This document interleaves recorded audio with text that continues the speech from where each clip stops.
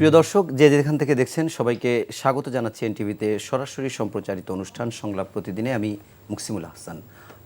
দর্শক, ঠিক এখন থেকে কয়েক মাস আগে জাতির উদ্দেশ্যে একটি ভাষণে প্রধান উপদেষ্টা বলেছিলেন যে ডিসেম্বর থেকে মানে 2026 সালের ডিসেম্বর থেকে শুরু করে 25 সালের ডিসেম্বর থেকে শুরু করে 26 সালের জুনের মধ্যে হবে নির্বাচন। পরবর্তীতে আমরা দেখলাম লন্ডন বৈঠকে তারেক রহমানের সঙ্গে যে তিনি একটি বৈঠক করলেন এবং সেই বৈঠকের পরে বলা হলো যে এই নির্বাচনটি রোজার আগে অর্থাৎ ফেব্রুয়ারির প্রথমার্ধের মধ্যেই নির্বাচনটি হতে পারে। এবং এরপরে আমরা দেখলাম যে জাতীয় ঐকমত্য কমিশন তারা যে রাষ্ট্রের গুরুত্বপূর্ণ সংস্কারে বিভিন্ন গঠিত যে 6টি কমিশন তাদের প্রধানকে নিয়ে যে জাতীয় ঐকমত্য কমিশন গঠিত হয়, সেই ঐকমত্য কমিশনের কাজের গতি অনেকটা বেড়েছে। বিভিন্ন গুরুত্বপূর্ণ বিষয় নিয়ে দফায় দফায় বৈঠক হচ্ছে, সংলাপ চলছে রাজনৈতিক দলগুলোর সঙ্গে। আজকেও সেই সংলাপ ধারাবাহিকভাবে চলছে, কিন্তু আমরা দেখছি যে প্রধান রাজনৈতিক দল বিএনপি, জামাত, এনসিপি সহ অনেক দল অনেকগুলো বিষয় একমত, আবার কোনো বিষয়ে কোনো দল একমত হতে পারেনি। যেমন আমরা যদি বলি যে বেশ কিছু বিষয়ে একমত হয়েছে, কিন্তু সংখ্যানুপাতিক ভোটার হারে নির্বাচন হবে, উচ্চকক্ষ নিম্নকক্ষ কোন পদ্ধতিতে হবে, জাতীয় সাংবিধানিক কাউন্সিল সেটির প্রয়োজনীয়তা আছে কিনা, প্রধানমন্ত্রী রাষ্ট্রপতির ক্ষমতার ভারসাম্য, আগে জাতীয় সরকার নাগে স্থানীয় সরকার নির্বাচন ইত্যাদি নানা বিষয়গুলোতে নিয়েও দেখছি আমরা রাজনৈতিক দলগুলোর মধ্যে অনৈক্য খানিকটা রয়েছে, মত পার্থক্য রয়েছে। এমন একটি প্রেক্ষাপটে আজকের আমাদের আলোচনার বিষয় নির্ধারিত হয়েছে সংস্কারের সংশয়, নির্বাচন কবে কিভাবে হয়। এই বিষয় নিয়ে আলোচনার জন্য আমরা স্টুডিওতে দুজন অতিথিকে আমন্ত্রণ জানিয়েছি। আমরা শুরুতেই তাদের সঙ্গে পরিচিত হব, তারপর আমরা আলোচনায় যাব। আমার ঠিক বামে রয়েছেন ডাক্তার সাখাওয়াত হোসেন সায়ন্ত, লেখক, চিকিৎসক এবং সাধারণ সম্পাদক জি9, এবং এরপরে রয়েছেন ডক্টর মির্জা গালিব, সহকারী অধ্যাপক, হাওয়ার্ড ইউনিভার্সিটি, যুক্তরাষ্ট্র। আপনাদের দুজনকেই স্বাগত জানাচ্ছি সংলাপ প্রতিদিনের আজকের আয়োজনে এনটিভি স্টুডিওতে। ধন্যবাদ আপনাকে। আমি প্রথমেই সাখাওয়াত হোসেন শান্ত ভাই, আপনার কাছে একটি বিষয়ে জানতে চাই। সেটি হচ্ছে যে মির্জা ফখরুল ইসলাম আলমগীর আজকেও নির্বাচন নিয়ে কথা বলেছে, গতকালকেও সংস্কার নিয়ে কথা বলেছেন, এবং তিনি বলেছেন যে দুদক সংস্কারে 47টির মধ্যে 46টি, জনপ্রশাসন সংস্কারে 208টির মধ্যে 187টি, বিচার বিভাগীয় সংস্কারে 89টির মধ্যে 62টি, নির্বাচনী ব্যবস্থা সংস্কারে 243টির মধ্যে 241টি, সংবিধান সংস্কারে 131টির মধ্যে দফা ওয়ারি বিএনপি মতামত দিয়েছে। বিএনপি এত কিছু করছে সংস্কারের জন্য, কিন্তু তারপরেও বিএনপিকে বলা হচ্ছে সংস্কার বিরোধী। আমি একটু আপনার কাছে জানতে চাই, বিএনপিকে এত কিছুর পরেও কেন সংস্কার বিরোধী বলা হয়? আপনার কি মনে হয়? জি, আপনাকে ধন্যবাদ জানাচ্ছি, এবং আমার সঙ্গে আলোচনায় মির্জা গালিব ভাই আছেন, এবং যারা শুনছেন সবার জন্য শুভেচ্ছা থাকলো। বিএনপিকে সংস্কার বিরোধী যারা বলেন তারা এটা রাজনৈতিক ফায়দা লুটবার জন্য বলেন, এই অর্থে যে বিএনপিকে যদি এইভাবে জনমানুষে একটা চিত্র দেয়া যায় যে বিএনপি জন আকাঙ্ক্ষা অনুযায়ী সংস্কার চাচ্ছে না, তাহলে যেই দলগুলি বা যারা এটা বলছে তাদের পক্ষে একটু জনগণের সাপোর্ট তৈরি হতে পারে, এই আকাঙ্ক্ষা থেকে হয়তো করেন। কিন্তু বিএনপি যে সংস্কারের পক্ষের দল সেটা বোঝার জন্য তো আমরা বেগম খালেদা জিয়া যখন ভিশন 2030 2016 সালেই যখন এটা প্রকাশ করেন, তখনই তো আমরা বুঝতে পারি ভিশন 2030 আসলে তিনি এই দলটি কি বলল লিখিত আকারে। এরপরে যখন 2023 সালে এসে দফা রাষ্ট্র মেরামতের রূপরেখা দিল, প্রথমে 27 দফা দিল। 27 দফা দেওয়ার পরে বিএনপির সঙ্গে যে সমমনা অন্যান্য যে ডান বা মধ্য নানান দল, ছোট দলগুলি যারা, তাদের মতামত এর মধ্যে কিছুটা প্রতিফলিত হয় নাই মনে করে, তারা যেটা বলল সেগুলোকে আবার ইনকর্পোরেট করে পরে 31 দফা দিল।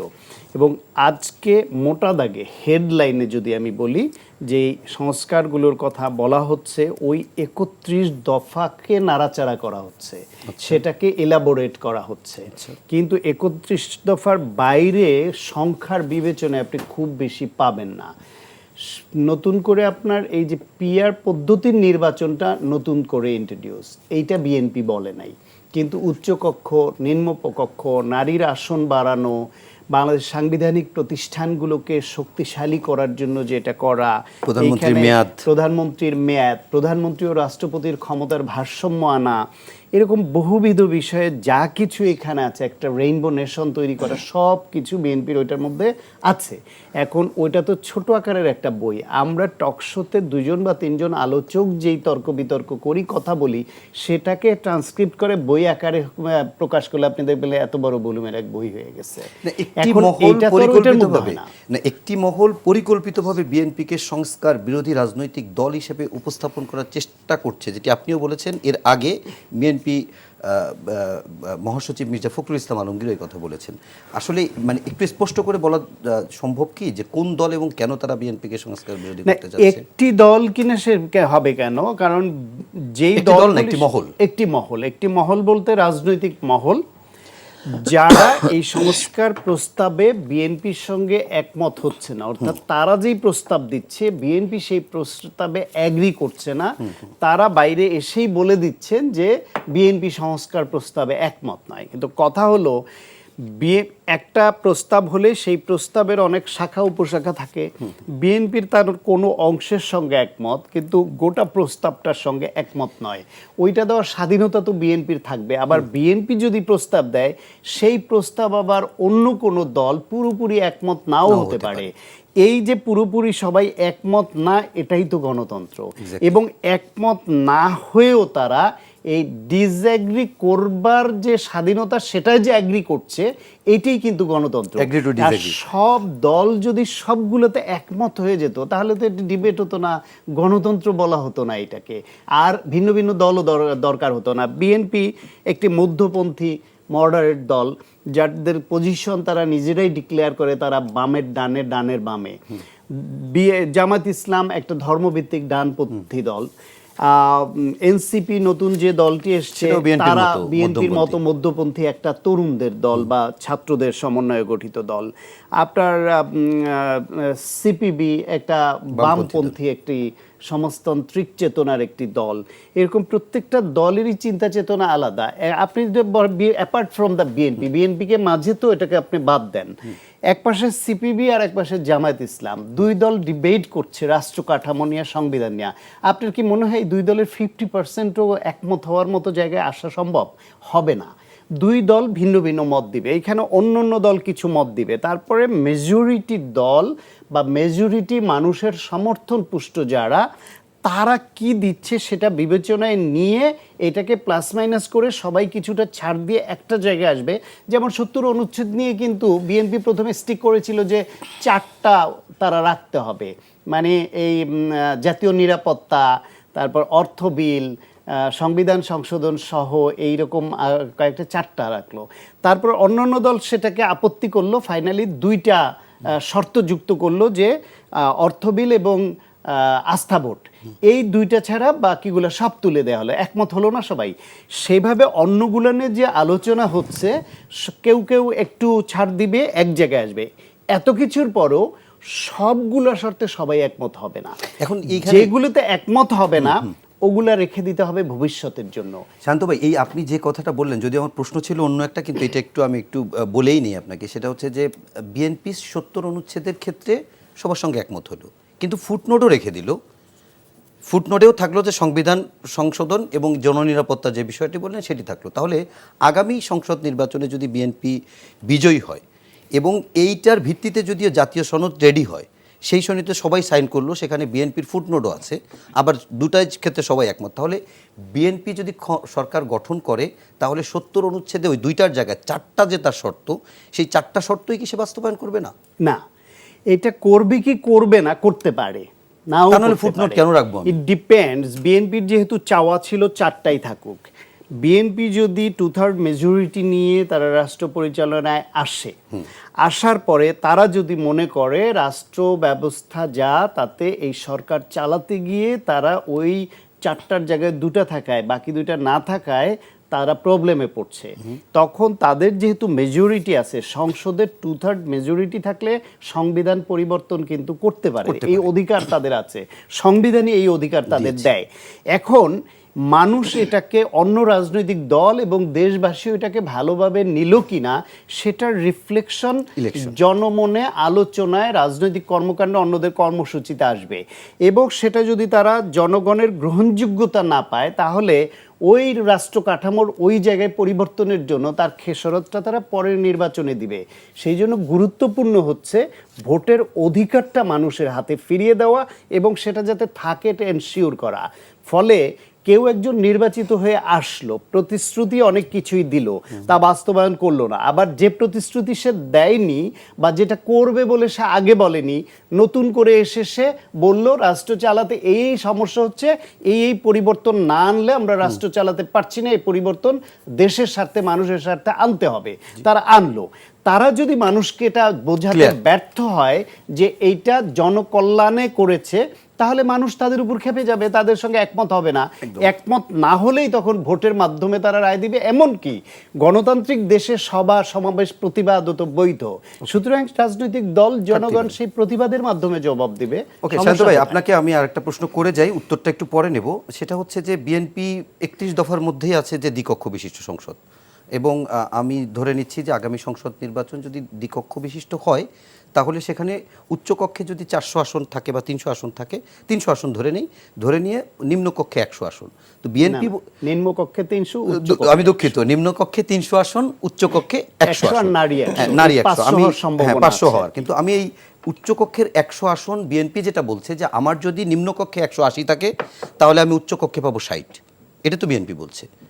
মানে একেবারে নিম্নকক্ষে যেভাবে তার আনুপাতিক হারে সে নির্বাচিত হবে ওই অনুপাতেই উচ্চকক্ষে পাবে, এটি তো বলছে, যেটা অন্য অনেক দল বলে না। আমার তাহলে এক্ষেত্রে আপনার কাছে প্রশ্ন, যদি উচ্চকক্ষে এবং নিম্নকক্ষে একইভাবে মানে নির্বাচিত হয়ে আসে বা একই আনুপাতিক হারই হয়, তাহলে দুইটা কক্ষের খুব বেশি প্রয়োজন আছে কিনা আমি পরে উত্তর নেব।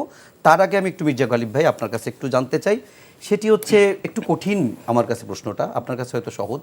সেটা হচ্ছে আপনি এমন কোনো আদর্শ গণতান্ত্রিক রাষ্ট্র আমাকে দেখাতে পারবেন যেখানে হচ্ছে এককেন্দ্রিক শাসন ব্যবস্থা, অর্থাৎ ফেডারেল সিস্টেম না, অর্থাৎ যুক্তরাষ্ট্রীয় সিস্টেম না, যেখানে প্রদেশভিত্তিক নাই, এককেন্দ্রিক শাসন ব্যবস্থা কিন্তু সেখানে দ্বিকক্ষ বিশিষ্ট সংসদ, এটি আছে কিনা? যদি থেকে থাকে তাহলে বাংলাদেশের প্রেক্ষাপটটা টেনে বলবেন যে ক্ষমতার ভারসাম্য ছাড়া আর কোনো কারণ আছে কিনা দ্বিকক্ষ করার? ধন্যবাদ প্রথমত আমাকে ইনভাইট করার জন্য। শান্ত ভাই এখানে আছেন এবং দর্শক যারা আজকের অনুষ্ঠান দেখছেন এবং পরে দেখবেন, সবাইকে শুভেচ্ছা। আমি বোধহয় দ্বিকক্ষ বিশিষ্ট সংসদে যাওয়ার আগে আপনার আর্লিয়ার কোশ্চেন যেটা নিয়ে শান্ত ভাই আলাপ করছেন ওখানে একটু আসি, যে বিএনপিকে সংস্কারের সাথে যে আমরা একটা কনফ্লিক্টিং পজিশনে দেখার যে পারসেপশন, এটা আসলে কেন হলো, এখানে আমি একটু শান্তভাইয়ের সাথে একটু ডিসএগ্রি করব সেই পার্সপেক্টিভে। তো আমি একটু এলাবোরেটলি যদি বলি, দেখেন প্রথম পয়েন্ট হলো যে এখানে ব্যাকগ্রাউন্ডটা কি। ব্যাকগ্রাউন্ডটা হলো যে গত 16 বছর আমাদের এখানে একটা ফ্যাসিবাদী শাসন ব্যবস্থা ছিল, যেটা 91 থেকে যে গণতান্ত্রিক প্রক্রিয়া চলে আসতেছে সে প্রক্রিয়াকে ইন্টারাপ্ট করছে, খুব সিভিয়ারলি ইন্টারাপ্ট করছে, এবং গণতান্ত্রিক প্রসেসটাকে শেষ করে দিচ্ছে, ইনস্টিটিউশনগুলোকে ধ্বংস করে দিচ্ছে, পরপর 3টা নির্বাচন, চুরি ডাকাতি বদমাইশি করছে। এখন একটা সার্টেন টাইমে এই সরকারের একটা অস্বাভাবিক পতন হয়েছে। যেভাবে একটা গণতান্ত্রিক সিস্টেমের সরকারের পরিবর্তন হয়, আমরা তো সেই প্রক্রিয়ার মধ্যে দিয়ে যাই নাই। তো এখন আমরা যে সিচুয়েশনে দাঁড়িয়ে আছি, আমাদের কাজ হলো যে আমরা আবার গণতন্ত্রে ব্যাক করব, তাই না? কিভাবে ব্যাক করবো, দ্যাটস দ্য কোশ্চেন। এটা নিয়ে আমরা সবাই আলাপ আলোচনা করতেছি। এখন বিএনপিকে আপনি দুইভাবে দেখতে পারেন। এখানে একভাবে দেখতে পারেন, আপনি বলতে পারেন যে বাংলাদেশে যে পুরাতন রাজনীতি, প্রায় আপনি নতুন বন্দোবস্তের কথা বলা হইতেছে, সেইখানে আওয়ামী লীগ এবং বিএনপিকে আপনি এক কাতারে দাঁড় করায় বলতে পারেন যে তারা আসলে পুরাতন রাজনীতির মধ্যে আছে, এবং আপনি কিছুটা ভিলিফাই করতে পারেন যে তারা নতুন রাজনীতি বুঝতেছে না, এইটার মধ্যে নাই, আমাদের সব কিছু নতুনভাবে গড়তে হবে। আপনি যদি এনসিপির রাজনৈতিক বক্তব্য দেখেন, সে বক্তব্যের মধ্যে এটা আছে, একটা রাজনৈতিক দলের এটা থাকতেই পারে। আমি এই অ্যাপ্রোচে যাওয়াটাকে খুব ভালো বলে মনে করি না, বরং আমি এটাকে একটু আমি বিএনপিকে সমালোচনা করবো, আমি বিএনপির সংস্কারের পজিশন খুব স্ট্রংলি সমালোচনা করবো, কিন্তু ডিসপাইট অফ দ্যাট আমি মনে করি যে বিএনপি আমাদের বড় স্টেক হোল্ডার।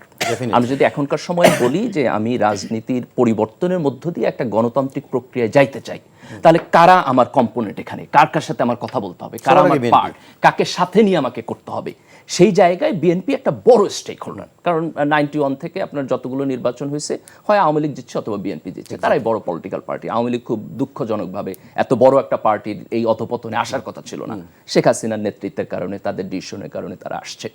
তো বিএনপি এখন আমাদের একটা বড় পলিটিক্যাল পার্টি হিসাবে বড় স্টেক হোল্ডার, তাদের সাথে আমাদের আলাপ আলোচনা করতে হবে, নাগরিক আকাঙ্ক্ষার জায়গা থেকে তাদের সাথে আমাদেরকে কথা বলতে হবে। তো এই জায়গাতে এই কারণে আমি মানে কমপ্লিটলি এটাকে আপনি বিএনপিকে অপোনেন্টে ঠেলে দিয়ে যে আলাপ আলোচনা, আমি সেটাকে ভালো পদ্ধতি বলে মনে করি না। কিন্তু অ্যাট দ্য সেম টাইম আমি খুব স্ট্রংলি আর্গু করব যে এই যে বিএনপিকে আমাদের কাছে মনে হইতেছে যে তারা সংস্কার বিরোধী, এটা ষড়যন্ত্র না। এইটা বিএনপির দিক থেকে আইদার এই সিচুয়েশনকে তারা কিভাবে ডিল করবে সেইখানে প্রবলেম আছে, অথবা এটা তাদের পিআর ক্যাম্পেইনের প্রবলেম, যে তারা কোন পজিশন নিতেছে। কেন আমি খুব স্পষ্ট 3টা পয়েন্ট আর্গু করবো। একটা পয়েন্ট হলো, আপনি যদি বিএনপির নেতৃবৃন্দের কথাবার্তা কোন ভোকাবুলারি তারা ইউজ করতেছে, কিভাবে তারা কথা বলতেছে, আপনি কথা শুনলেই বুঝবেন তারা নির্বাচন এবং সংস্কারকে একটা কনফ্লিক্টিং জায়গা থেকে দেখে। দেখবেন যে সংস্কার নিয়ে কথা বলা শুরু করে বলে সংস্কার একটা চলমান প্রক্রিয়া, তার মানে আমার এখনই সংস্কার করতে হবে, এই প্রায়োরিটিকে সে ডাইলুট করে দিল।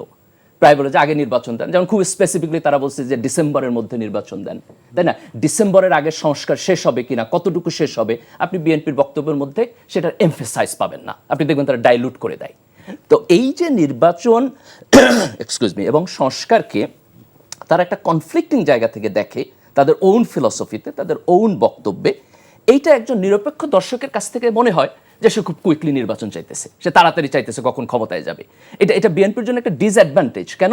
যেহেতু সে বড় দল, নির্বাচন হলে তার জয়লাভের সম্ভাবনা আছে, এই কারণে সে নির্বাচনের কথা বললেই মনে হয় যে তার একটা কনফ্লিক্ট অফ ইন্টারেস্ট আছে। সে যতটা না সংস্কার চায়, তার চাইতে বেশি সে ক্ষমতায় যাইতে চায়। যদি বিএনপির জয়লাভের সম্ভাবনা কম থাকতো, তাহলে হয়তো এটা মনে হতো না, তখন মনে হতো যে সে হয়তো গণতান্ত্রিক পারসেপশন থেকে নির্বাচন চায়। এক্স্যাক্টলি, আমি এটা বলতে গেছি। কিন্তু বিএনপির যেহেতু কনফ্লিক্ট অফ ইন্টারেস্ট আছে, যে ইলেকশন দিলে আপনার জেতার সম্ভাবনা সবচেয়ে বেশি, তা আপনি যদি আপনার বক্তব্য শুরুই করেন নির্বাচন দিয়ে, তখন একজন নিরপেক্ষ দর্শক হিসাবে, নাগরিক হিসেবে আমার কাছে মনে হবে আপনি বোধহয় ক্ষমতার জন্য লালায়িত। তো এই জায়গায় আমি মনে করি বিএনপির স্ট্র্যাটেজি ভুল, নাম্বার 1। নাম্বার 2 হলো প্রায়োরিটি, যে বিএনপি এখন কোন জায়গাটাকে প্রায়োরিটি দিচ্ছে। আমার কাছে মনে হয় যে বিএনপি প্রায়োরিটি দিচ্ছে বিদ্যমান স্ট্যাটাস কোর মধ্যে মিনিমাম ইন্টারভেনশন করে কত তাড়াতাড়ি নির্বাচনের মধ্য দিয়ে একটা গণতন্ত্রে যাওয়া যায়। এই যে তারা মিনিমাম ইন্টারভেনশনটা চাইতেছে, প্রায় আপনি দেখবেন তারা বলতেছে যে না, এই পরিবর্তনটা টু এক্সপেরিমেন্টাল হবে, এটাতে এখন যাওয়ার দরকার নাই, এটা আমরা পরবর্তী সংসদ আইসা নিবে, এটাতে নির্বাচিত সরকার লাগবে, এই সরকারের লেজিটিমেসি নাই। তো সবকিছুর মধ্যে তাদের একটা প্রায়োরিটি যদি আপনি দেখেন, তাহলে দেখবেন সংস্কার নিয়ে তার চিন্তা কম। সে মনে করতেছে না যে এখন আমার একটা মেজর ইন্টারভেনশন দরকার, সে বলতেছে যে যাই নির্বাচন দাও, আমি ক্ষমতায় যাই, তারপর আলাপ আলোচনা করবো। তাহলে যখন একজন নিরপেক্ষ দর্শক তাকে দেখবে, তার কাছে মনে হচ্ছে তার প্রায়োরিটি সংস্কারের জায়গায় না।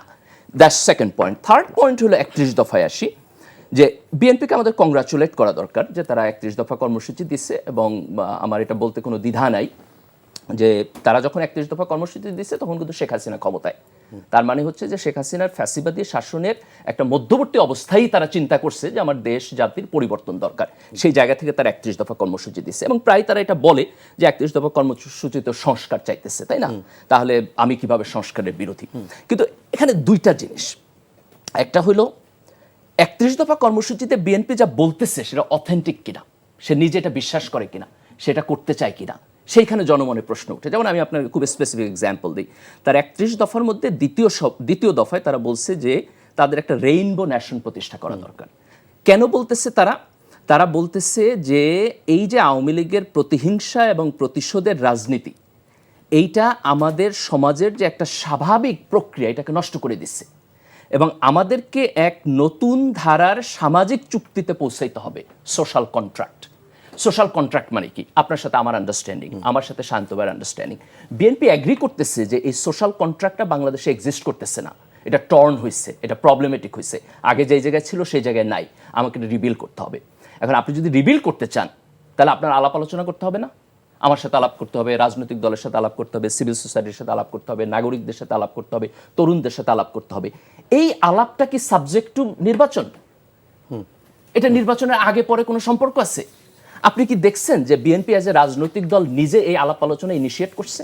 এই যে ঐকমত্য কমিশনের আলোচনা হইতেছে, ডক্টর ইউনূস গভর্নমেন্ট ইনিশিয়েট করতেছে, why not as the largest political party of the country, BNP কেন এটা ইনিশিয়েট করতেছে না? জামাত তো তার সাথে আগে জোটে ছিল, তাদের সাথে আন্ডারস্ট্যান্ডিং আছে, why not the seat with Jamaat Islam? ক্ষমতায় এসে Why not তারপরে the- করব। কেন?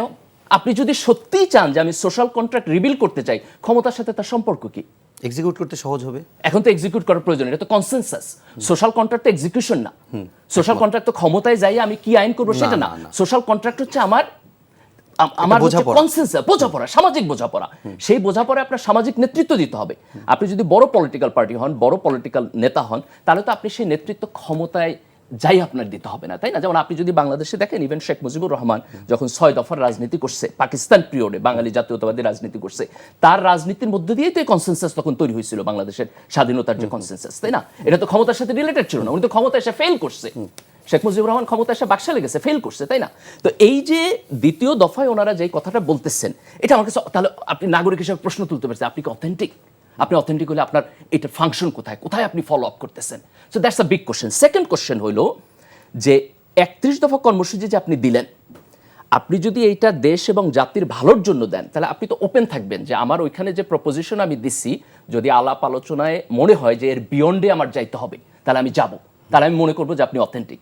তাহলে আপনি দেখেন, আজকে যখন আলাপ আলোচনা হলো যে কেউ কেউ পরপর 2 টার্মের বেশি থাকতে পারবে না, এটা বিএনপি কতবার ঐক্যমত্য কমিশনের সাথে আলাপ করছে? এই সিম্পল জিনিস মানার জন্য আপনার এতবার আলাপ করতে হবে কেন? ঠিক আছে, আপনি বলছিলেন পরপর 2 বার, জাতির একটা আকাঙ্ক্ষা তৈরি হয়েছে যে না ঠিক আছে, আবার ঘুরা তৃতীয়বার আসার প্রয়োজন নাই, তো এটা মানতে তো 5 মিনিট সময় লাগে।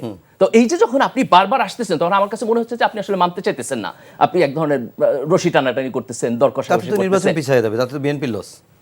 তাহলে আপনি যদি এই পয়েন্টে যান, তাহলে আপনি এগ্রি করতেছেন যে বিএনপির ফোকাস সংস্কার না, তার ফোকাস হলো নির্বাচন। তাহলে তখনই তো তার অথেন্টিসিটির ব্যাপারে আমার কোশ্চেন আসে। উচ্চ 2 কক্ষ কেন দরকার? শুধুমাত্র ক্ষমতার ভারসাম্য করা ছাড়া আর কি কারণ থাকতে পারে? পৃথিবীর কোনো আদর্শ রাষ্ট্র ব্যবস্থায় এরকম দ্বিকক্ষ এককেন্দ্রিক শাসন ব্যবস্থা আছে কিনা? আচ্ছা, ধন্যবাদ। আমি জাস্ট আগের আলোচনার সাথে এখানে যেতে পারবো। দেখুন, উচ্চকক্ষ তো পৃথিবীর অনেক দেশে আছে, ব্রিটেনে আছে, আমেরিকাতে আছে, কিন্তু এক এক জায়গায় উচ্চকক্ষের ফিলসফি এক এক রকম আর কি। তো যেই জায়গাতে আপনার রাজতন্ত্র ছিল, সেই জায়গাতে উচ্চকক্ষ অনেকটা হচ্ছে এলিট লোকদের এক ধরনের অ্যাকোমোডেশনের প্রসেস, যে সমাজের ভিন্ন ভিন্ন জায়গা থেকে রিপ্রেজেন্টেশন। যেমন আপনি ব্রিটিশ পার্লামেন্টের উচ্চকক্ষে চার্চ অফ ইংল্যান্ড থেকে তার রিপ্রেজেন্টেশন সেখানে থাকে। আবার আমেরিকাতে যদি আপনি সিনেটকে দেখেন, তাহলে এটা হচ্ছে তাদের ভিন্ন ভিন্ন প্রভিন্স থেকে হচ্ছে, তারা যেহেতু অনেকগুলো আপনার স্টেট আছে, তাহলে স্টেট রিপ্রেজেন্টেশন সেখানে থাকে। তো এই 2টা ফিলসফি দেখেন। আমাদের এইখানে বিএনপি কিন্তু সর্বপ্রথম উচ্চকক্ষের কথা বলেছে তাদের 31 দফার মধ্যে। আমার বোধ হয় যে বাংলাদেশের রাজনৈতিক প্রক্রিয়ায় আগে অল্প কিছু আলোচনা হয়েছে, খুব স্ট্রং সিভিল সোসাইটি পজিশনও ছিল না, তো সেই জায়গা থেকে বিএনপি উচ্চকক্ষ বলছে। কিন্তু বিএনপির উচ্চকক্ষের ফিলসফি কী ছিল? তাদের ফিলসফি ছিল যে আমাদের দেশে যে সমস্ত লোকেরা ধরেন ইন্টেলেকচুয়াল লোক, প্রফেশনাল লোক, একাডেমিক লোক, কিন্তু পলিটিক্যাল প্রসেসের মধ্যে দিয়ে যাচ্ছেন না, মাস পাবলিক পলিটিক্যাল প্রসেস যেটা, সেটার মধ্যে দিয়ে যাচ্ছেন না, আমরা তাদেরকে রাষ্ট্রীয় প্রসেসের মধ্যে আনতে পারি কিনা। তো এটা কিভাবে আনি? স্ট্যান্ডার্ড ডেমোক্রেসিতে এটা আপনি আনেন টেকনোক্র্যাট মন্ত্রী হিসাবে, তাই না? এক্সিকিউটিভ ডিপার্টমেন্টে যে আপনার মন্ত্রীদের মধ্যে একটা অংশ আসতেছে যারা পার্লামেন্ট মেম্বার, আর আপনি অল্প কিছু লোক আনেন হচ্ছে টেকনোক্র্যাটের মধ্যে দিয়ে। এটা হচ্ছে একটা প্রসেস। ওনারা একটা প্রপোজ করলো, তাহলে আমরা একটা কাজ করি, সংসদের উচ্চকক্ষ করি, তাহলে উচ্চকক্ষে আমরা তাদেরকে অ্যাকোমোডেট করি, তাহলে যারা ইলেকটোরাল প্রসেসের মধ্যে দিয়ে আসতে পারবেন না, কিন্তু এইখানে অ্যাকোমোডেট হবেন। কিন্তু আমরা এখন উচ্চকক্ষ জায়গা, যে জায়গা থেকে আমরা প্রশ্নটা তুলতেছি, সেখানে ফিলসফিটা ডিফারেন্ট। বিএনপির এখানে খুব গুডউইল আছে, খুব ভালো আছে, কিন্তু আমরা যেটা বলতে চাই সেটা হলো যে আমরা এর বিয়ন্ডে চিন্তা করতে চাই। বিয়ন্ডের চিন্তাটা কি? আমরা বলতে চাই যে আমাদের এখানে একটা জিনিস হয়, সেটা হচ্ছে যে সংসদে যারা সংখ্যাগরিষ্ঠ দল, ধরেন যে বিএনপি 200 আসন নিয়ে আসলো, 250 আসন নিয়ে আসলো, তাহলে প্রাইম মিনিস্টার বিএনপি থেকে হলেন, আপনার সংসদে উনি সংখ্যাগরিষ্ঠ, তাহলে এই যে সংসদ, যেটা আমাদের লেজিসলেচার এবং আমাদের যে এক্সিকিউটিভ ডিপার্টমেন্ট, এই 2টার মধ্যে আপনার মানে একই ব্যক্তির অধীনে 2টা রইল, একই দলের অধীনে, যেই দলের প্রধান হইল আচ্ছা প্রধানমন্ত্রী, আবার প্রধানমন্ত্রী প্রধান বিচারপতি নিয়োগ দিতেছেন। এবং যদি আপনি বিচার বিভাগকে পুরোপুরি আলাদা না করেন, তাহলে এই সব জায়গাগুলো হচ্ছে এক ব্যক্তির আপনার অ্যাবসোলুট পাওয়ারের মধ্যে থাকে। তাহলে আমরা এখানে একটা চেক অ্যান্ড ব্যালেন্স চাই। এই চেক অ্যান্ড ব্যালেন্সের জন্য আমরা চিন্তা করতেছি যে সংসদীয় পদ্ধতিতে আমরা যদি নিম্নকক্ষের উপর একটা উচ্চকক্ষ দেই, এবং নিম্নকক্ষ এবং উচ্চকক্ষের যদি একই কম্পোজিশন থাকে, তাহলে তো চেক অ্যান্ড ব্যালেন্স হবে না। যে আমার কথায় নিম্নকক্ষ উঠে বসে, উচ্চকক্ষ উঠে বসে, তাহলে কোনো চেক অ্যান্ড ব্যালেন্স হবে না। তাহলে আমাকে কি করতে হবে? কম্পোজিশন ব্রেক করতে হবে, যে নিম্নকক্ষে যে কম্পোজিশন থাকবে, উচ্চকক্ষে এটা থাকবে না। তাহলে বিএনপি এখন যে বলতেছে যে আমি নিম্নকক্ষের পার্সেন্টেজ অনুযায়ী উচ্চকক্ষে দিব, তাহলে আপনি শুধুমাত্র টেকনোক্র্যাট লোকদের অ্যাকোমোডেশন করবেন, কিন্তু আপনার চেক অ্যান্ড ব্যালেন্স হবে না। আপনি একটা উদ্দেশ্য সার্ভ করবেন, কিন্তু আরেকটা হবে না। যদি আমি উচ্চকক্ষ দিয়ে চেক অ্যান্ড ব্যালেন্স করতে চাই, তাহলে কি হবে, উচ্চকক্ষের কম্পোজিশন আমাকে আলাদা করতেই হবে। এবং এই জায়গাতে আমি ব্যক্তিগতভাবে মনে করি যে আমরা পিআর প্রসেসে যাইতে পারি। আপনি যদি উচ্চকক্ষে পিআর প্রসেসে যান, নিম্নকক্ষ এখন যেভাবে আছে সেভাবে থাকে, তাহলে আপনি নিম্নকক্ষে একটা দল আপনার সংখ্যাগরিষ্ঠতা পাবে, কিন্তু উচ্চকক্ষে তার সিট কমে যাবে। কিছুটা হলেও ভারসাম্যটা হবে। উচ্চকক্ষে কার সাথে ভারসাম্য হবে? বিরোধী দলের সাথে। এখন আমি যদি সরকারের এক্সিকিউটিভ ক্ষমতার অথবা লেজিসলেচার ক্ষমতার কিছু কিছু জিনিস 100% না, ধরেন 10% বড় বড় জিনিস আমি উচ্চকক্ষে দিয়ে দিলাম, তাহলে সরকার নিম্নকক্ষে যতটা পাওয়ারফুল তো সে এখন উচ্চকক্ষে না, তাহলে উচ্চকক্ষে তার বিরোধী দলের সাথে আলাপ করতে হবে। এখন ধরেন আমি তাকে বললাম যে আপনি প্রধান বিচারপতি, আপনি নিয়োগ দিতে পারবেন না, উচ্চকক্ষে পাশ হইতে হবে, তাহলে উচ্চকক্ষে বিরোধী দলের সাথে আলাপ করতে হবে। আমি বললাম হচ্ছে আপনার প্রধান নির্বাচন কমিশনার আপনার উচ্চকক্ষে দিতে হবে, তাই না? আমি বললাম যে এরকম আরো দুই একটা সাংবিধানিক পজিশন যেটা আছে এটা উচ্চকক্ষে দিতে হবে। উচ্চকক্ষের লোকেরা যেহেতু নির্বাচিত, তাহলে আপনি গণতান্ত্রিক প্রসেসে ইন্টারফেয়ার করতেছেন না। কম্পোজিশনটা যদি আমি ডিফারেন্ট করে দিতে পারি, তাহলে সেখানে আপনার বিরোধী দলের সাথে আপনার আলাপ আলোচনা হলো। এটা আমরা দুইটা পদ্ধতিতে অ্যাচিভ করতে পারি, এই চেক অ্যান্ড ব্যালেন্সটা উচ্চকক্ষ করার পরে। এক, আপনি ওখানে পিআর দিবেন অথবা কমপ্লিটলি আলাদা নির্বাচন দিবেন, তাহলে জনগণ একটা সময় হয়তো প্রথম সংসদে তারা কিভাবে প্র্যাকটিস করবে এটা বুঝবে না, কিন্তু কিছুদিন যাওয়ার পর জনগণ কষাস হয়ে যাবে যে আমি নিম্নকক্ষে যারা ভোট দিব, উচ্চকক্ষে আমি তারা ভোট দিব না। তখন তারা এক দলকে ক্ষমতায় পাঠাবে, আরেক দলকে চেক অ্যান্ড ব্যালেন্সে রাখবে। যেমন আমেরিকার ইলেকশনে যেটা করে, ওরা মধ্যবর্তী ইলেকশন দেয়, যে প্রথমে দল জিতলো, ঠিক হচ্ছে আপনার মাঝামাঝি 2 বছরের মাথায় আর একটা ইলেকশন হলো, তখন মানুষের মাইন্ডসেট ডিফারেন্ট থাকে, তার ফলে they exercise their boarding in a different way. তো 31 দফায় বিএনপি যেভাবে উচ্চকক্ষ কথা আপনার প্রপোজিশন আছে, আমরা তাদেরকে ধন্যবাদ দিব যে দে থট অ্যাবাউট ইট, কিন্তু আমরা তাদেরকে বিনয়ের সাথে বলতে চাই যে আমাদের ফিলসফি ডিফারেন্ট। এবং বিএনপি কিন্তু তার 31 দফায় বলছে তারা চেক অ্যান্ড ব্যালেন্স চায়, তাহলে হোয়াই নট আমরা উচ্চকক্ষ নিয়ে আলাদাভাবে এখন আলাপ করি। ওকে, আমি একটু শান্ত ভাই আপনাকে প্রশ্ন একটা করেই রেখেছিলাম যে যদি একই সিস্টেমেই দুইটা কক্ষে হয়, তাহলে আবার দুইটা কক্ষের দরকার কি? তাহলে তো ওই ডিসিশনগুলো নিম্ন কক্ষে নিলেই হয়।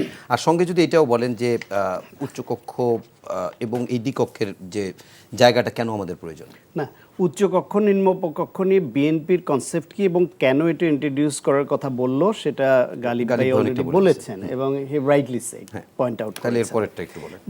এখানে আর একটু আলাপ আছে, সেটা বলি। বরং গালিব ভাই বিএনপির প্রশ্নে কিছু কনসেপ্ট যেভাবে থ্রো করেছেন সেটা আমি অ্যাগ্রি করি না, এবং মানুষও বেশিরভাগ মানুষ অ্যাগ্রি করে না। কিভাবে? ধরেন বলছে বিএনপি পুরাতন রাজনীতির মধ্যেই আটকে আছে আওয়ামী লীগের মতো। বিএনপি যদি পুরাতন রাজনীতির মধ্যে আটকে থাকতে চাইতো, তাহলে ওই ফ্যাসিবাদের আমলে সাহস করে বই প্রকাশ করে ঢাকা শহরে প্রোগ্রাম করে এই 31 দফা প্রকাশ করতো না। এক। দুই হলো 31 দফা প্রকাশ করে ঢাকা একটা প্রোগ্রাম করে বসে থাকেনি, সারা দেশে পার্টি নেটওয়ার্কে তারা নিজেদের নেতাকর্মীদেরকে ট্রেন আপ করেছে এ বিষয়ে, জনগণকে বোঝানোর জন্য যে হোয়াট টাইপ অফ রিফর্মস তারা চায়। আর একটা কথা বলছেন যে সংস্কার ও নির্বাচন নিয়ে বিএনপি একটা কনফ্লিক্টিং জায়গায় আছে, এটা একেবারে রংলি পোর্ট্রে করা হয়েছে বিএনপিকে। বরং বিএনপি এই দুইটা নিয়ে কথা বলার আগে সংস্কার এবং নির্বাচনকে মুখোমুখি দাঁড় করিয়েছে জামায়াত ইসলাম এবং এনসিপি। আমি নাম উল্লেখ করে বললাম, এই দুইটা দল তারা নিজেরা মনে করেছে যে নির্বাচন যত দেরি হবে, বিশেষ করে এনসিপি মাত্র একটা দল গঠিত হয়েছে, এই 2 সপ্তাহ আগের তারা নিবন্ধনের আবেদন করেছে, 2-3 সপ্তাহ আগে মাত্র। নতুন দল তারা, জামায়াত ইসলাম 16 বছর ধরে তাদের অফিস বন্ধ ছিল, রাজনৈতিক কার্যক্রম চালাতে পারেনি, তাদের নানান রকমের দুরবস্থা গেছে। বিএনপি এগুলো ওভারকাম করে তারা রাজনৈতিক কর্মসূচি চালিয়েছে, গুম খুনের শিকার হয়েছে, মার খেয়েছে, তারপর বিভাগীয় সমাবেশ সাংঘাতিকভাবে সফল করেছে। জামায়াত ইসলাম সেটা পারেনি। এখন এই না পারা জামায়াত ইসলাম এবং নতুন দল এনসিপি, তারা মনে করছে তাদের গুছিয়ে নেওয়ার জন্য, জনগণের ভেতরে যাওয়ার জন্য তাদের আরও সময় দরকার। সেই জন্য নির্বাচনকে কি করে পেছানো যায়, সেই পেছানোর জন্য তারা নতুন নতুন পয়েন্ট রেইজ করে, নতুন নতুন দ্বিমত সামনে আনে। একটা ছোট্ট ব্যাপার একটু বলি, একটু মাঝখানে একটা ব্যাপার একটু, তাহলে যদি এরকমই হয় যে আমি এটা এরকম হয় না, এটা আপনার বক্তব্য, আপনি বলেছেন যে বিএনপি এবং জামাত এবং এনসিপি পেছাতে চায়। বিএনপি যদি দ্রুত নির্বাচন চায় বা সময় মতো নির্বাচন চায় বা কালক্ষেপণ যদি না হয়, যেটা মির্জা গালিব ভাই একটু বলছিলেন যে 10 বছরের জন্যই 5 দিন বা 4 দিন বসা লাগলো, যে প্রধানমন্ত্রীর মেয়াদকাল এত বছর হবে, এই বিষয়গুলো একটু দ্রুত সমাধান করলে বিএনপির জন্য ভালো না? দ্রুত সমাধান করতে গিয়ে বিএনপি কি আত্মহত্যা করবে? বিএনপি জাতির কথা ভাববে না? আপনাকে মাথায় নিতে হবে যে একটি বড় দল, যারা যে দলের প্রধান, এদেশের মুক্তিযুদ্ধের স্বাধীনতার ঘোষণা দিয়ে ফিল্ডে যুদ্ধ করেছে, তার সঙ্গে মুক্তিযুদ্ধ বিরোধী একটা দল তারা যতই এদেশের সার্বভৌমত্ব মেনে রাজনীতি করুক হুবহু মিলবে না। তাদের ইমোশনের জায়গা আলাদা হবে, তাদের যুক্তির জায়গা আলাদা হবে। একটা দল যারা আগে একাধিকবার রাষ্ট্র পরিচালনা করেছে তারা জানে হাউ টু ডিল ইট, তারা জানে একটা এই বাংলাদেশের মতো এরকম একটা দেশকে চালাতে হয় কিভাবে, কত কত প্রতিবন্ধকতা সামনে আসে, যেখানে এমপি কেনাবেচার হাট বসে যেতে পারে 70 অনুচ্ছেদ পুরা তুলে দিলে। সেই সব দেশে নির্বাচনের আগে নমিনেশনকে কেন্দ্র করে এক দল থেকে আরেক দলে যেভাবে দলছুট হয়নি তারা, সেই দেশে এবং বিভিন্ন সংস্থাকে মানে এই দেশে চালাতে যে হিমশিম খায় সেই অভিজ্ঞতা বিএনপির আছে। বিএনপি সরকার গঠন করবে আর নেপালের মতো 17 বছরে 13 বার সরকার বদল হবে পিআর পদ্ধতিতে গিয়ে।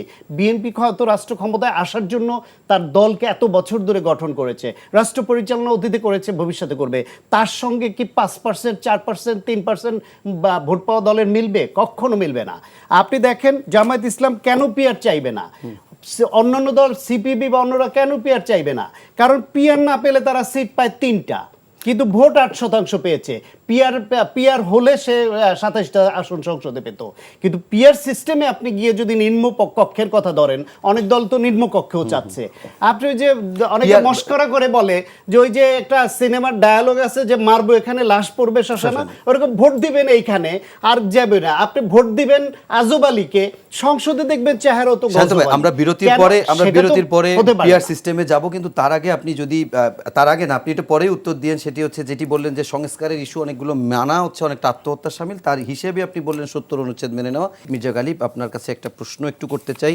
আমার একটু জানার আগ্রহ যে জামাত সহ আমরা কিছুদিন আগে ইসলামী আন্দোলন বাংলাদেশ চরমোনাই পীর সাহেবের দলের তাদের একটা সমাবেশ দেখলাম এবং সেখানে দেখলাম যে জামাত, গণ অধিকার পরিষদ সহ অনেক দলের নেতারা সেখানে গিয়েছেন এবং মূলত সে সমাবেশের কয়েকটা দাবি ছিল বা জনসভা, তার ভিতরে অন্যতম একটা ছিল হচ্ছে পিআর সিস্টেমে বা আনুপাতিক হারে ভোট, অর্থাৎ যে যত পার্সেন্ট ভোট পাবে তার সেই কয় পার্সেন্ট সংসদ সদস্য থাকবে। Am I right?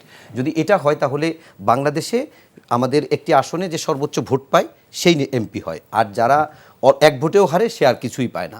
সেক্ষেত্রে একটা পাওয়ারের একটা ব্যালেন্সের কথা বলা হচ্ছে। আমি আপনার কাছে যেটা একটু জানতে চাই, খুবই সংক্ষেপে একটু জানতে চাই, সেটা হচ্ছে যে পিআর পদ্ধতি নিম্নকক্ষে এই মুহূর্তে বাংলাদেশে বাস্তবায়নযোগ্য কিনা, কিংবা আপনি মনে করেন কি যে রাজনৈতিক দলগুলো কেন পিআর পদ্ধতিতে চাচ্ছে? আচ্ছা, আমি ওখানে যাওয়ার আগে একটু 2 মিনিট আমি শান্তভাইকে একটু অ্যাড্রেস করি। উনি যেটা বলছেন, দেখেন আমি পুরো জিনিসটাকে একটু ভিন্নভাবে দেখি। আপনি যদি বিষয়টাকে দলের দৃষ্টিতে দেখেন, তাহলে ধরেন বিএনপির জায়গা থেকে আপনার মনে হবে যে ইলেকশন আগে আসলে আমার জন্য ভালো, আমি তাড়াতাড়ি ক্ষমতায় যাব। এনসিপির ক্ষেত্রে মনে হবে ইলেকশন যত পিছায় দিই তত ভালো, তাইলে হচ্ছে আমি আমার দলকে আপনার গড়তে পারবো, তাই না? জামাতের কাছে হয়তো মাঝামাঝি কিছু একটা মনে হবে যে খুব আগাইলাম না, খুব পিছাইলাম, যে কোনো একটা জায়গায়। কিন্তু আমি যদি দেশের জায়গা থেকে দেখি, তাহলে এই কোশ্চেনটা কিন্তু কমপ্লিটলি ডিফারেন্ট। আমার কাছে তখন মনে হবে যে আমি একটা ফ্যাসিবাদী সিস্টেম থেকে বের হয়ে আসছি, আমার গণতন্ত্র রিবিল করতে হবে। আমার রিবিল করার জন্য যেটা ভালো আমি সেটাতে যাব।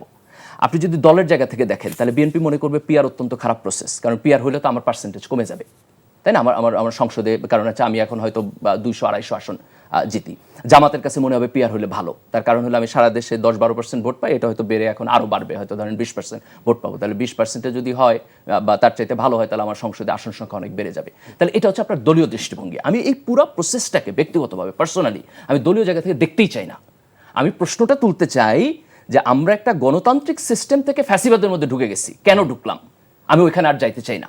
তাহলে আমি এই টোটাল প্রসেসটাকে এমনভাবে রিকনস্ট্রাক্ট করতে চাই যে রিকনস্ট্রাকশন প্রসেসে আমার গণতন্ত্র এস্টাবলিশড হইব এবং আমি ভালো জায়গায় গিয়ে দাঁড়াবো।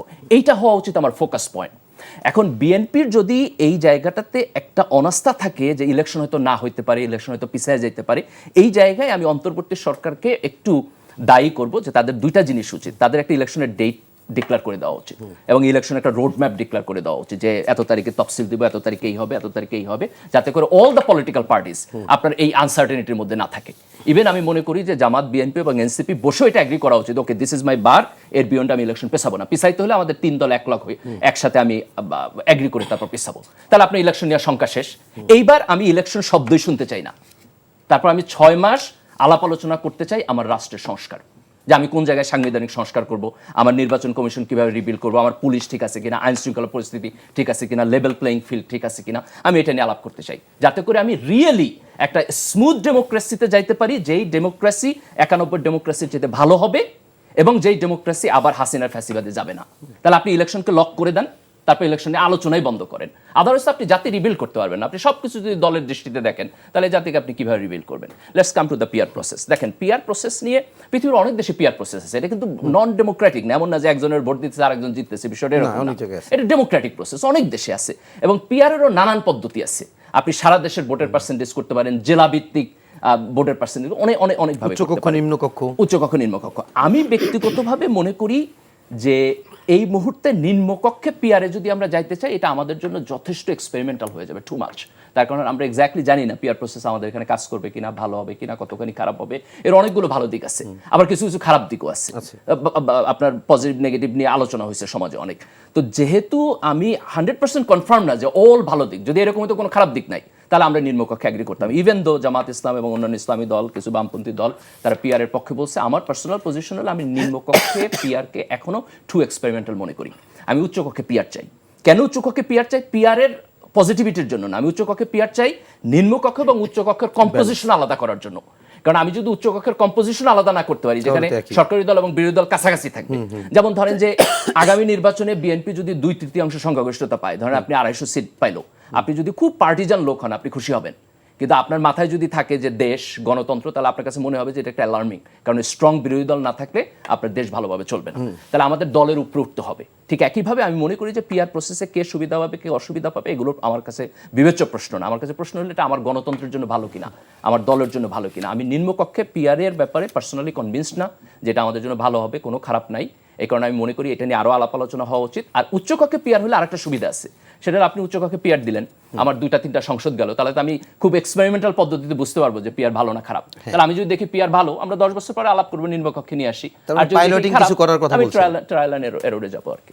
ওকে, আমি শান্ত ভাই আপনার কাছে একটা বিষয় একটু জানতে চাই না, মানে মির্জা ফখরুল ইসলাম আলমগীর আজকে একটা বক্তব্য দিয়েছেন। বক্তব্যটা হচ্ছে এরকম, নির্বাচন যত দেরি হবে দেশ ততই পিছিয়ে পড়বে, বিনিয়োগ আসবে না, জুডিশিয়ারি সিস্টেম ভেঙে পড়বে, আইন শৃঙ্খলা পরিস্থিতি ভেঙে পড়বে, এজন্য দরকার নির্বাচিত সরকার। আমার প্রশ্নের জায়গাটা হচ্ছে, আমরা নির্বাচনের কথা শুনছি, ঐকমত্য কমিশন বসছে, আলোচনাও আগাচ্ছে, আবার বিভিন্ন দিক থেকে প্রসেস শুরু হচ্ছে, কিন্তু দৃশ্যমান মানুষের সাথে কথা বললে, আপনাদের সঙ্গেও কথা বললে, রাজনীতিবিদদের সঙ্গে কথা বললে, নির্বাচন সময় মতো হবে কিনা এটা নিয়ে ব্যাপক একটা সন্দেহ বা সংশয় আছে। এই সন্দেহ সংশয়টার কারণটা কি? নির্বাচন নিয়ে এই সংশয়টা আছে, এটা সত্য। এর কিছু বাস্তবতাও আছে। কারণ সরকার এখনো পর্যন্ত সুনির্দিষ্টভাবে অঙ্গীকার করেনি বা কোনো রোডম্যাপ দেয়নি যে আমরা এই সময়ে নির্বাচন করব। ফেব্রুয়ারি নির্বাচনের কথা যে একটা যৌথ বিবৃতিতে বলা হয়েছে, সেখানেও কিছু শর্ত সাপেক্ষ আছে যে বিচার এবং সংস্কার যদি যথেষ্ট অগ্রগতি হয়। এই যথেষ্ট অগ্রগতি কোট আনকোট, এটা তো একটা ভেগ টার্ম। আমার কাছে মনে হয়েছে যথেষ্ট অগ্রগতি, ওনার কাছে মনে হলো না এটা যথেষ্ট অগ্রগতি হয়নি। ফলে এই যে একটা ধোঁয়াশা রাখা, এটা দ্বন্দ্ব সন্দেহ বাড়াচ্ছে। তবে আমাকে কেউ জিজ্ঞেস করলে আমি বলি নির্বাচন হবে না ফেব্রুয়ারিতে বা খুব কাছাকাছি সময় নির্বাচন হতে হবে। কেন হতে হবে? কারণ হচ্ছে বাংলাদেশের অর্থনীতি সাংঘাতিক দুরবস্থার দিকে ধাবিত হচ্ছে। ডক্টর মোহাম্মদ ইউনূস যেহেতু একজন অর্থনীতির লোক, তিনি অর্থনীতি বোঝেন, সেজন্য তিনি জানেন যে বিনিয়োগ ছাড়া, দেশি বিদেশি বিনিয়োগ ছাড়া একটা দেশ এগুতে পারে না। এবং সেই বিনিয়োগ যত বাধাগ্রস্ত হবে তত বেকারত্ব বাড়বে, তত দারিদ্র্যের হার বাড়বে, দেশে বিশৃঙ্খলা তৈরি হবে, অরাজকতা হবে। এইটা একটা। দ্বিতীয় হচ্ছে গিয়ে রাজনৈতিক গণঅভ্যুত্থানের পক্ষের যে রাজনৈতিক শক্তি, এর মধ্যে ইতিমধ্যেই কিছু কিছু দ্বিমত, তা থেকে কিছু ভিন্ন অবস্থান এবং ক্ষেত্র বিশেষে বৈরিত ও লক্ষণীয় হয়ে উঠছে। ফলে এই গণঅভ্যুত্থানের পক্ষের শক্তির মধ্যে যত দিন যাবে তাদের দূরত্ব যদি বাড়ে, তাহলে ওই যে গ্যাপটা হবে, all those gaps will be fill up by the fascist.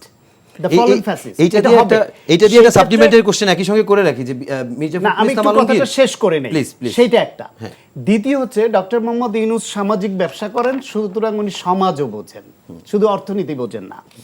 সমাজের মানুষ নির্বাচন চায়, কারণ বিভিন্ন জরিপ যতটুকু যা হয়েছে তাতে এদেশের মানুষ দুইটা গোষ্ঠী, একটা গোষ্ঠী যারা 3টা নির্বাচনে ভোট দিতে পারেনি, তারা একটা উৎসবমুখর ভোট দিতে চায়। আর একটা গোষ্ঠী যারা এই নানান কারণে গত 1 বছর 11 মাস ধরে অর্থনৈতিক দুরবস্থায় আছে, অর্থনীতি সচল না বলে, মানে ফ্লো অফ মানিটা নাই।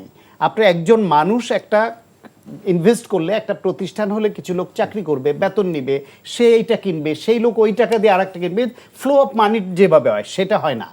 এবং এইখানে আপনার কিছু রাজনৈতিক শক্তির মধ্যে যেটা ভুল ব্যাখ্যা করেছিলেন গালিব ভাই, আবারও রিপিট করি, যে নির্বাচন এবং সংস্কারকে মুখোমুখি দাঁড় করিয়ে দেওয়া হয়েছে, যে এই সংস্কার না হলে নির্বাচনে আমরা যাব না। স্পষ্টভাবে সংস্কার না হলে নির্বাচনে যাব না, এই কথাটা কারা বলেছে বড় দলগুলোর মধ্যে? জামায়াত ইসলাম বলেছে, মধ্য এই বিএনপির পরে লিডিং যে দল তার মধ্যে জামায়াত ইসলাম এবং এনসিপি বলেছে যে সংস্কার না হলে যাব না, অমকের বিচার না হলে এদেশে কোনো নির্বাচন হতে দেব না। কারা বলেছে? এরাই বলেছে।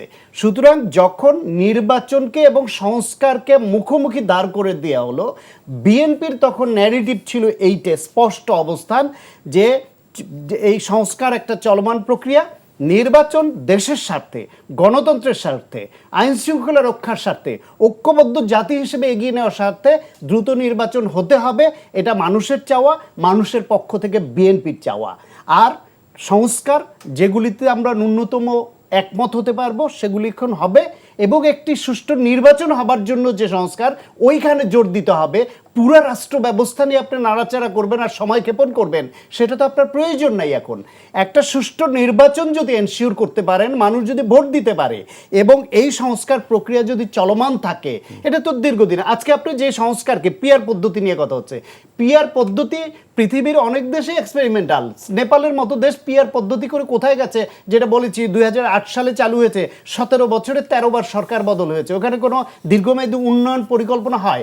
শ্রীলঙ্কার মতো দেশে জেলাভিত্তিক পিআর আছে, সেখানে তো গোটা সরকার ব্যবস্থা পালিয়ে গেল মাইরের ভয়ে, সেই অবস্থা হয়েছে সেখানে। আপনি দেখেন পিআর পদ্ধতিতে ইসরায়েলে ভোট হচ্ছে, ইসরায়েল কি ফ্যাসিবাদ না? গণতন্ত্র সেখানে আছে। ইরানে আপনার এখানে রেগুলার বেসিস ইলেকশন হচ্ছে, সেখানে গণতন্ত্র এস্টাবলিশড হয়েছে। রাশিয়ায় পুতিনের এখানে রেগুলার নির্বাচন হচ্ছে, নির্বাচন হচ্ছে নাম তো না। চায়নায় নির্বাচন হচ্ছে, তারা কি গণতান্ত্রিক সিস্টেমে ঢুকেছে? সুতরাং একটা পিয়ার সিস্টেম কিংবা আপনি ওইভাবে দিলেন তাতেই যে গণতন্ত্র এনশিওর হবে তা না, এটা একটু উপাদান। নির্বাচন হতে হবে, গ্রহণযোগ্য হতে হবে, প্রতিষ্ঠানগুলোকে প্রতিষ্ঠানের মতো চলতে দিতে হবে। কিন্তু পিআর পদ্ধতি আপনি যেখানেই যান সেটা উন্নত গণতান্ত্রিক ব্যবস্থার জন্য ঠিক আছে, যেখানে রাষ্ট্রের জনগণ গণতন্ত্র বোঝে। এই দেশের মানুষ এখনো পর্যন্ত গণতান্ত্রিক বিধি ব্যবস্থায় তার অধিকার কি সেটাই জানে না। মানুষকে আগে তার অধিকার সম্পর্কে সচেতন হওয়া এবং সে একটা দলকে বুঝবে, দলের পলিসিকে বুঝবে। যখন প্রত্যক্ষভাবে কাউকে ভোট দেয় তখন সে তাকে জনপ্রতিনিধি নির্বাচন করে এবং তার কাছেই জবাবদিহি আশা করে। কিন্তু পিআর পদ্ধতিতে হইলে সে ওই যেই ব্যক্তিকে যেখানে দিল সে তো সংসদে নাও যেতে পারে, সে যাবে হলো দল সিলেক্ট করে দিবে। উল্টা বাংলাদেশের মতো দেশে যেখানে স্বজনপ্রীতি, পরিবারতন্ত্র, এটা নানাবিধ কারণে নেতৃত্ব সিলেকশন হয়, পিআর সিস্টেম হলে এমপি বরং ওটা আরো বাড়বে, ওই আশঙ্কাটা বাড়বে।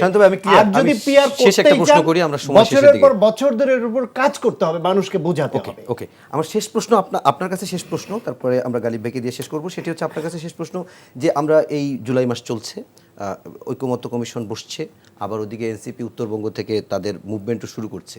জুলাই মাসের ভেতরে আপনি কি মনে করেন যে এখন যে অবস্থায় আছে, যেভাবে আগাচ্ছে, জুলাই মাসের মধ্যে জুলাই সনদ করা সম্ভব হবে? হ্যাঁ, ডেফিনেটলি সম্ভব। কারণ জুলাই সনদের অর্থ এই নয় যে বিএনপি যেটা বলে সেটাই হতে হবে। এটার অর্থ এই নয় যে এনসিপি যেটা বলে সেটাই, বা জামাত ইসলাম বা এক্সওয়াইজেড যেটা বলে সেটাই হবে। জুলাই সনদ হবে একটা এমন একটা চার্টার হবে যেটায় ন্যূনতম সবাই একমত হবে যে আমাদের ভবিষ্যতে এটা আমরা চাই। বাকি যে প্রস্তাবগুলি থাকে সেটা সাইডলাইনে থাকবে, ভবিষ্যতে জনগণের কাছে তারা তুলে ধরবে আমাদের চাওয়া এই ছিল, অমুক দল মানেনি বলে এইটা এইখানে রাখা থাকলো মানে ফেলে দেওয়া নয়, ওইটাও থাকবে। ওই যে বলছেন না, বিএনপি 4টা শর্তের মধ্যে 2টা এগ্রি করেছে, 2টা সাইডলাইনে রেখে দিয়েছে, ফুটনোট রেখে দিয়েছে, এইরকম থাকবে। এবং এইভাবে ভবিষ্যতে জনগণ যদি তাদের ম্যান্ডেট দেয় এবং তারা যদি তারা ক্ষমতায় এসে অন্য কেউ আসে, সে কথার কথা এখানে জামাত ইসলাম ক্ষমতায় আসলো, বিএনপির চাওয়া মতো এখানে হয় নাই, বিএনপি জামাতের বিরুদ্ধে ওই প্রচার চালাতে থাকবে, এটা জামাতের জন্য সম্ভব হয় নাই, আমরা চেয়েছিলাম। এনসিপির প্রস্তাব মতো হয় নাই, বিএনপি ক্ষমতা আসলো, প্রচার চালাতে থাকবে, আমাদের চাওয়া ছিল এটা। একটা হলো পপুলিস্ট বক্তব্য, আর একটা হলো প্র্যাকটিক্যাল বক্তব্য, ডিসিশন। যারা জানে যে আমার ক্ষমতায় যাবার কোনোই সম্ভাবনা নাই, তারা মুখরোচক কথা বলে, এই জনতুষ্টির কথা বলে যেরকম পপুলিস্ট হওয়ার যে ধান্দাটা নিতে পারে, যে খায়েশটা মেটাতে পারে, যারা মনে করে যে আমি এখন যা প্রতিশ্রুতি দিচ্ছি, আমি যে সংস্কারের কথা বলছি এবং আমি যা করব বলে বলছি, আমার তো রাষ্ট্র পরিচালনার দায়িত্বে যাওয়ার সম্ভাবনা আছে, আমি তো এটা পারবো না, এই দেশে এটা সম্ভব নয়, তাকে ওইটা মাথায় রেখে বক্তব্য দিতে হয়। সুতরাং 3% 5%-এর ভোটের দল আর 40%-এর ভোটের দল জীবনে কোনোদিন রাষ্ট্র পরিচালনায় যায়নি বা যাওয়ার সম্ভাবনা অদূর ভবিষ্যতে নেই, তাদের কথা, আর যারা রাষ্ট্র পরিচালনা করেছে এবং যাওয়ার সম্ভাবনা আছে তাদের কথা আপনি কখনোই এক সুরে পাবেন না। তবে বেসিক জায়গায় সাংবিধানিক প্রতিষ্ঠানগুলি, নির্বাচন এবং জনগণের যে মৌলিক যে চাহিদা, এই বিষয়গুলোতে একমত হতে হবে। ওকে, আমরা একদম শেষ পর্যায়ে চলে আসছি। অনেকগুলো প্রশ্ন গালিব ভাই আপনার কাছে ছিল, সায়ন্ত ভাই আপনার কাছেও ছিল, কিন্তু যেহেতু সংস্কার একটা দীর্ঘ প্রক্রিয়া, এত বিষয় একসঙ্গে আলোচনা সম্ভব না। হ্যাঁ, তো যেমন সায়ন্ত ভাই শেষে যখন কথা বলছিলেন তখনও একটা প্রশ্ন তৈরি হয়েছে, আজকে আর বাড়াবো না, আমি একটু মির্জা গালিব ভাই দিয়ে শেষ করবো। গালিব ভাই, আমরা দেখলাম যে শুক্রবার রংপুরে জনসভায় জামাতের আমির পাটগ্রামের ঘটনার যে থানার হামলার ঘটনাকে টেনে বলেছেন যে এই পরিস্থিতিতে বা এরকম ইয়ার ভিতরে নির্বাচন সম্ভব না, বা এরকম পরিস্থিতিতে নির্বাচন হতে পারে না। এবং আজকেও জামাতের সেক্রেটারি জেনারেল তিনিও এটি নিয়ে কথা বলেছেন। আসলে আইন শৃঙ্খলা পরিস্থিতির উন্নতি হওয়া সাপেক্ষে নির্বাচন, নাকি নির্বাচনকে কেন্দ্র করে আইন শৃঙ্খলা পরিস্থিতি কোনো? আমার মনে হয় যে আমাদের একটা মিডল গ্রাউন্ড দরকার। দেখেন, আমি শান্তবার সাথে অনেক জায়গায় দ্বিমত করি, কিন্তু একটা জায়গায় আমি খুব স্পষ্টভাবে বলছি যে ইলেকশনের ডেটটা আমাদের লক করা উচিত, যে এই সময় হবে, যাতে করে আনসার্টেনিটি এবং অবিশ্বাসটা চলে যায়। এবং আপনি যদি বলেন যে সংস্কার একটা ওপেন এন্ডেড, যে আমি করতেই থাকবো, কখন আপনার শেষ হবে, এটা ওপেন এন্ডেড রাখা যাবে না। আমার বোধহয় ইউনূস সরকার যখন সবার প্রথম আসছে, তখন আমি কোনো একটা আলোচনায় বলছিলাম যে আপনি পরীক্ষা দিবেন, কি পরীক্ষা দিবেন, কয় মার্কসের পরীক্ষা দিবেন, কয় ঘন্টা পরীক্ষা দিবেন, এটা সেট হইতে হবে। আপনি একটা সবকিছু ওপেন রেখা তো আপনি করতে পারবেন না। তো ডেফিনেটলি সংস্কারকে ওপেন এন্ডেড রাখা যাবে না, এটাকে আপনাকে লক, একটা সার্টেন জায়গায় তার স্ট্রাকচারটাকে আনতে হবে। এটার সাথে আমি 100% একমত। কিন্তু আপনি দেখেন, আমি যদি ইলেকশনে যাইতে চাই, আমার তো নির্বাচন কমিশনার নিরপেক্ষ হতে হবে। আমি যদি ইলেকশনে যাইতে চাই, আমার তো লেভেল প্লেইং ফিল্ড থাকতে হবে। আমি যদি ইলেকশনে যাইতে চাই, আমার পুলিশ তো ফাংশন করতে হবে। আপনি যদি ফাংশন না করেন, ইলেকশন হবে? দেখেন, মুক্তিযুদ্ধের পরে 72-এ যখন শেখ মুজিবুর রহমান সাহেব এখানে আসলেন, 73 ইলেকশন করছেন না? 73 ইলেকশন ফেয়ার হয়েছে? 73 ইলেকশন ফেয়ার হয়েছে? আওয়ামী লীগের লোকেরাই তো বলে না যে 73 ইলেকশন ফেয়ার হয়েছিল। গালিব ভাই, লেভেল প্লেইং ফিল্ডে কিভাবে হবে? সায়ন্ত ভাইয়ের ভাষায় তো কেউ 1%, 2%, কেউ 40%। ফেয়ার মানে কিভাবে ফেয়ার হবে? অ্যাডমিনিস্ট্রেশনে লেভেল প্লেইং ফিল্ড, আমি ওই কারণেই বলছি, যার এই এখন যার স্টেক যতটা, মানে আমার সচিব যদি 10 জন থাকে, তার 8 জন যদি বিএনপি থাকে, যে সচিব থাকবে সে তো দলের না, তার প্রফেশনালিজম থাকতে হবে। যেমন উনি ডাক্তারি করেন, আর উনি রোগী দেখার সময় তো উনি বিএনপি লোক না। কোন দল এটা দেখে তো আর না, এখন উনি যদি বলেন যে আমি বিএনপির লোক ছাড়া চিকিৎসা করব না, তাহলে তো সচিব দলের হবে না, পুলিশ দলের হবে না, সে তার প্রফেশনালিজমের জায়গা থেকে কাজ। পুলিশ তো দলের হয়ে গেছিল, দ্যাটস দ্য প্রবলেম। ওইখান থেকে বের করে আনতে হবে। দেখেন, পুলিশ ডিপার্টমেন্ট তো বাংলাদেশে একেবারে সিস্টেম্যাটিকলি ফেল করছে, তাই না? ফেল তো করারই কথা, হাসিনা থাকস বানায় ফেলছে তাদেরকে। তো সেখান থেকে আপনাকে রিবিল্ড করতে হবে না? তো রিবিল্ড করা বাদে যদি আপনি ইলেকশনে যান, সেটা আসলেই ভালো হবে না। কিন্তু এটা ইলেকশন পেছানোর জন্য না। গালিব ভাই, রিবিল্ড করার নামে সময় করার মতো বিষয় নয়। আমি একটা এক্সাম্পল দেই। আপনার এরশাদ 9 বছর থাকার পরে 91 সালে ওই প্রশাসন দিয়ে ইলেকশন হয়েছে না? তত্ত্বাবধায়ক সরকার আমলে গ্রহণযোগ্য হয়েছে। আওয়ামী লীগ বিএনপি 5 বছর থাকার পরে একতরফা নির্বাচন করার পরে জুনে আবার ওই প্রশাসন দিয়ে তত্ত্বাবধায়ক সরকার করেছে না? সুতরাং যারা পরিচালক, তারা যদি মনে করে একটা গ্রহণযোগ্য নির্বাচন দিব, সম্ভব। কিন্তু রাজনৈতিক দলগুলোর ভূমিকাও দরকার। লেভেল প্লেইং ফিল্ড কিন্তু একটা ভ্যালিড কোশ্চেন। আপনি আইন শৃঙ্খলা পরিস্থিতি এবং লেভেল প্লেইং ফিল্ড বাদে নির্বাচনে তো যাইতে পারবে না, ভালো নির্বাচন। আমি জাস্ট একটা জিনিস অ্যাড্রেস করি। দেখেন, রাজনীতিতে গড়ে এবং ভাঙে। আপনার 70-এর আগে মুসলিম লীগ খুব বড় পলিটিক্যাল পার্টি ছিল, নাই হয়ে গেছে আমাদের 71-এর মুক্তিযুদ্ধের মধ্য দিয়ে। বিএনপি তো ছিলই না, জিয়াউর রহমানের হাত ধরে আসছে। এরশাদ 10 বছর ক্ষমতায় ছিল, জাতীয় পার্টি এখন নাই হয়ে গেছে না? তো কোন রাজনৈতিক দল যদি এই দেশের তরুণ প্রজন্মের আকাঙ্ক্ষা না বুঝে, তারা যদি না বুঝে যে দেশ সমাজ কিভাবে পরিবর্তন হইতেছে, আপনি যে পার্সেন্টেজ বলতেছেন, এই পার্সেন্টেজ থাকবে না। তারও নাই বিএনপির হয়ে প্রতি যাবে। শুভকামনা থেকে বলতেছি যে একটা রাজনৈতিক দলকে অলওয়েজ এই চ্যালেঞ্জ নিতে হবে যে আমাকে জনগণকে রিড করতে হবে, জনগণের মানসিকতা বুঝতে হবে। দেখেন একটা খুব বড় প্রশ্ন, রাজনৈতিক দলগুলোর ঐক্যমতের ভিত্তিতে আমি সংস্কার করবো, সেটা ঠিক আছে, কিন্তু সেই সংস্কার যদি আমার নির্বাহী বিভাগ, বিচার বিভাগ এবং আমার সংসদের মধ্যে একটা ভারসাম্য প্রতিষ্ঠা না করে, যদি আবার একটা হাসিনা তৈরি করার লুপহোলগুলো ওপেন রাখে, তাহলে তো আপনি আসলে নো হয়ারে আছেন এবং আপনি আবার 5 বছর পরে একই প্রবলেমে আপনি পড়বেন। তাহলে সেই রাজনীতি তো ভালো রাজনীতি না।